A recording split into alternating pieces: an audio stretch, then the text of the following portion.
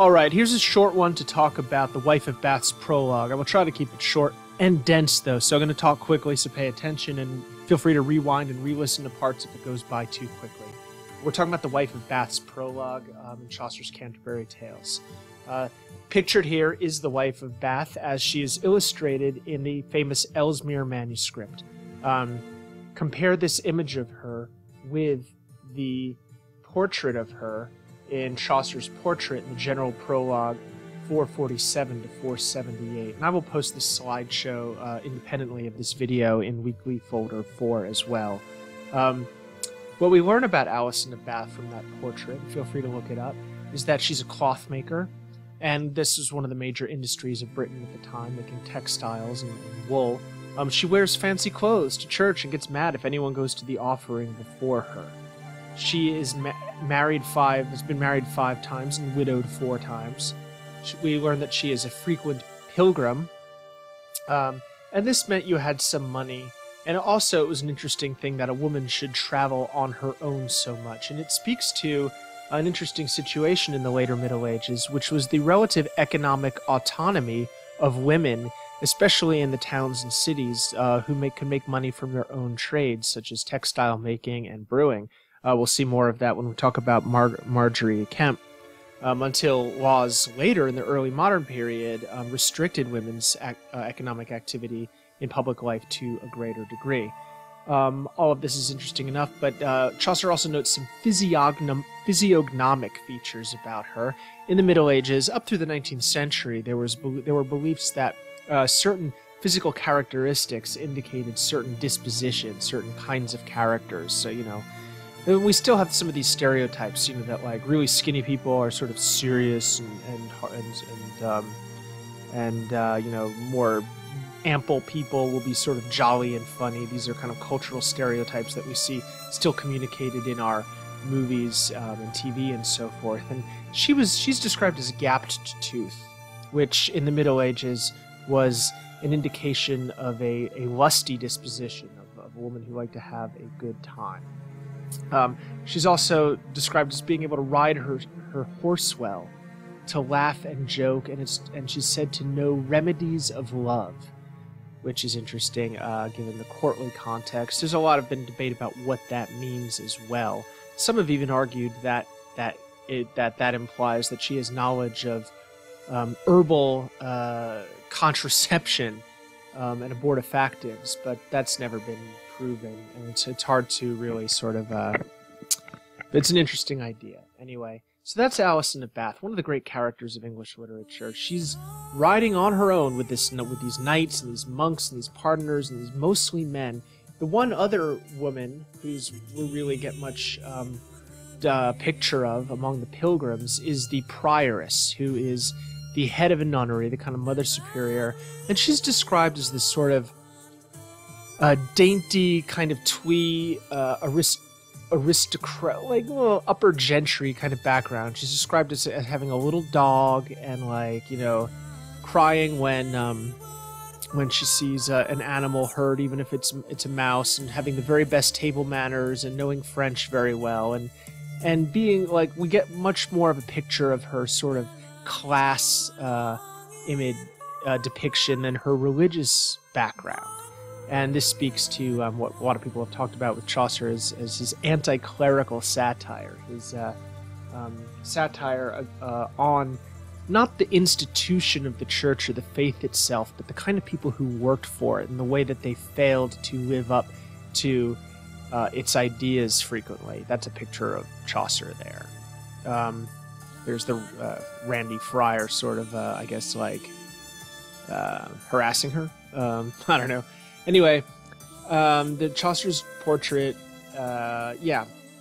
So what about the prologue itself? What about this extensive 180 20-line narrative poem that's actually longer than the tale that she tells? Well, this is what her sort of rambling monologue that she delivers to the other pilgrims before she gets to her story.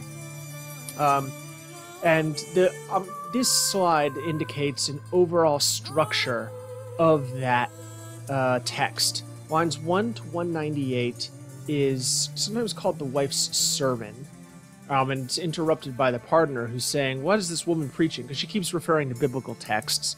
And of course, what she's arguing is that a woman should be allowed to have more than one husband. Not at a time, serially. That is to say, after she is widowed, she should be able to marry again. And after she gives this justification for her having been married 5 times before, she then begins what we might call her first tale. Not a tale of that she's heard, but the tale of her own life. And this belongs to a kind of literary genre with origins in the Middle Ages called the confession. And please review your vocabulary handout for a considered description of what that means. It doesn't necessarily mean an acknowledgement of wrongdoing. It does imply that one is revealing things that are normally kept secret, though.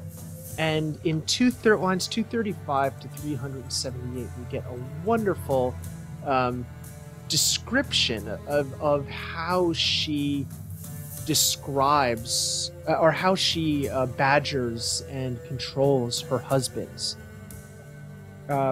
It is in many ways, it leads into this misogynistic discourse, this sort of received ideas about what women are like, and she's sort of acting out the fantasy of a woman as this controlling, deceptive monster that is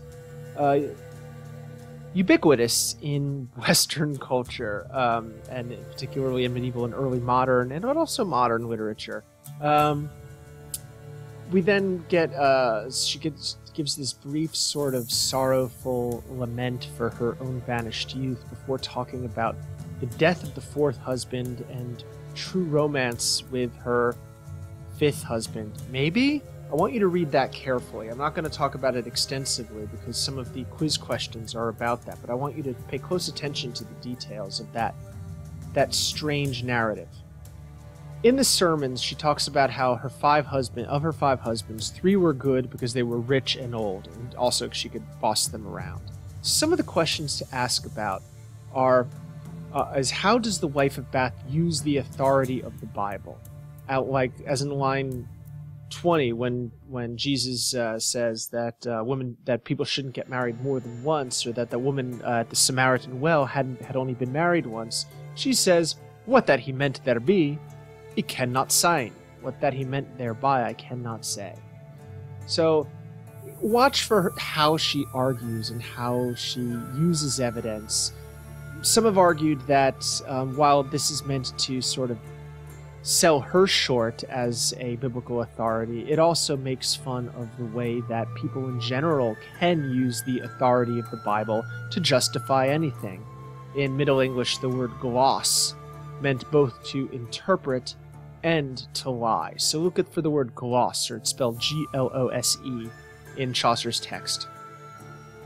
In lines 65 to 168, we get a really interesting little biblical exegesis on the relative value of the virgin life versus the married life, where she really kind of does a tour de force of taking Bible quotes out of context. Some of our other questions that we can ask is, how does she view sex? What motivates her? Sex, money, prestige. Remember the beginning of this course, sex, money, power, fame? One of the fascinating things about Alice of Bath is that she is a step forward, even if she is a collection of stereotypes in some ways. She's also a step forward in what we might call a certain kind of literary realism, in that she's not the courtly lady, she's not a witch, but she's not the beautiful beloved from a distance. There's many things about her that taste of reality, that taste of experience. And experience is what the Wife of Bath is all about. It is, after all, the first word in her prologue. Experience, if non octarite, were enough to tell me the woe that is in marriage. So in her confession, we can ask a few questions. What are husbands good for to the Wife of Bath? Well, she says, "Ye ways weavers that can understanda, thus should ye speak, and hear him wrong unhonded." For half so boldly can there no man swear and lie as a woman can. Half so boldly can there no man swear and lie as a woman can. Sure, on the one hand, that's misogynistic, but on the other hand, it sort of claims a kind of power for this woman in a society where this deck is very much stacked against her. Here at 319 and following is a wonderful example of how she imitates herself, bothering and controlling and nagging her husband. Why hidest thou? That's why do you hide? The words are kind of run together in the Middle English. Why hidest thou the keys of my chest? Thou shalt not both, though thou are wood, be master of me body and me good. Now these lines have jumped out to me and many other scholars as being at the heart of the Wife of Bath's confession and her complaint. She's talking to this husband, and she says to him, you will not, even if you're angry, that's what woad means, even if you're mad crazy, don't hide the keys to my chest. Don't take my debit card away from me. Don't take my credit card. You will not, I don't care what, for anything, you will not be the master both of my body and my good. And good here means wealth, worldly property.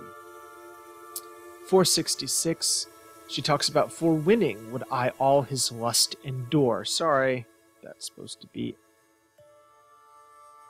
fixed.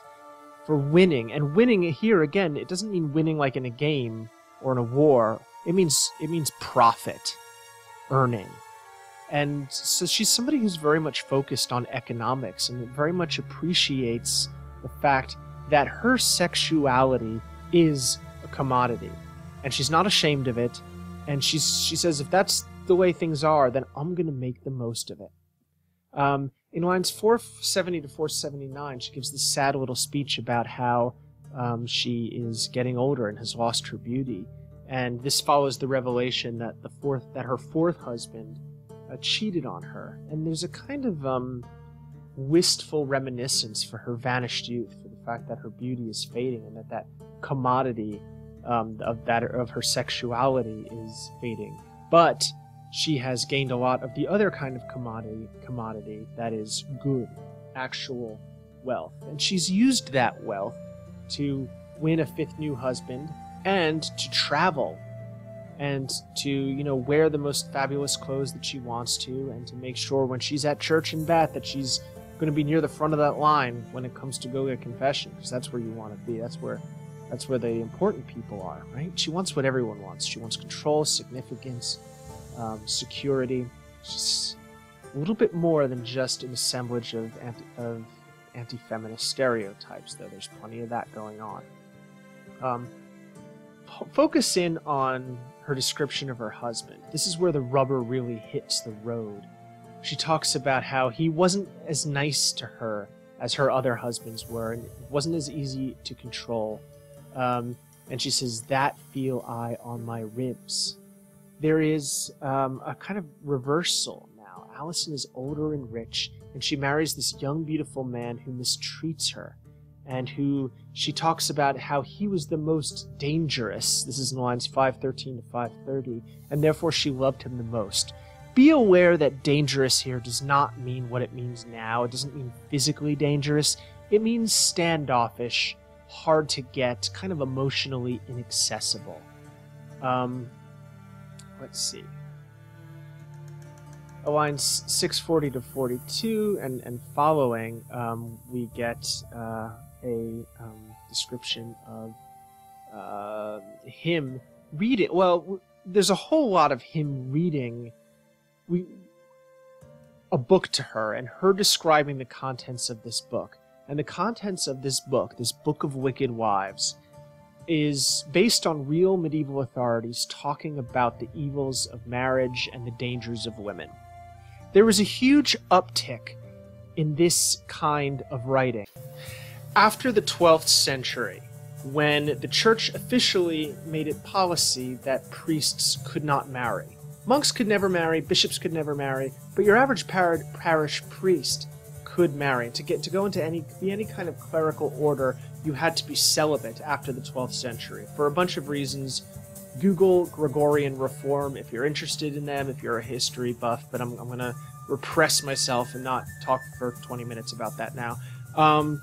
But for various reasons, the church decided that the rank and file of the church should not be able to marry anymore. And this was not something that you could just implement overnight. It took generations of cultural retraining and transformation in order to agree to make a lot of the most talented and educated and aspirational and ambitious and well-connected people across Europe, who are a lot of the people who go into the church and go into scholarship and go into administration. Civil administration was mostly made up of church people. Most of these people, to convince these people to give up family, to give up the marriage, to give up having children, to give up all the honor that accrued to that, required a lot of programming. And so there's tons and tons of writing about why marriage is terrible and why it's dangerous and why women are bad and why they're evil. And so we get the weird situation in Chaucer's day. We're starting to get a literate class that's married, and minor orders, lower clerics who aren't going to advance too high in the priesthood are marrying, but they're still infused in this misogynistic culture, this culture of rejecting marriage.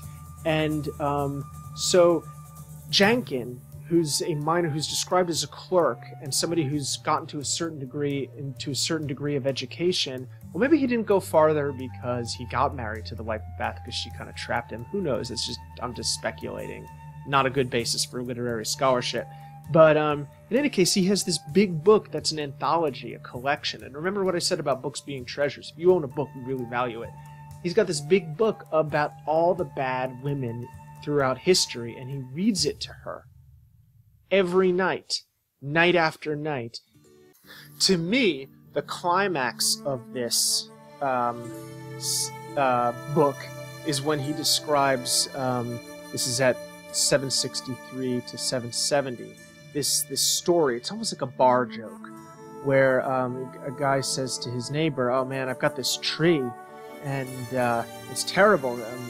I'm on my third wife who's hung herself from it." And the neighbor says, "Can I get a clipping?" Yeah. Anyway, at a certain point, not long after this, Allison loses it, and I'll let you read that for yourself. But then they have a reconciliation, and I'd like to hear what you guys think about that, how that works out, and how that comes together, and whether you buy it, whether you think that Allison has told a coherent and reliable account of her story, or whether there are gaps and contradictions, and if there are, why? I look forward to talking with you.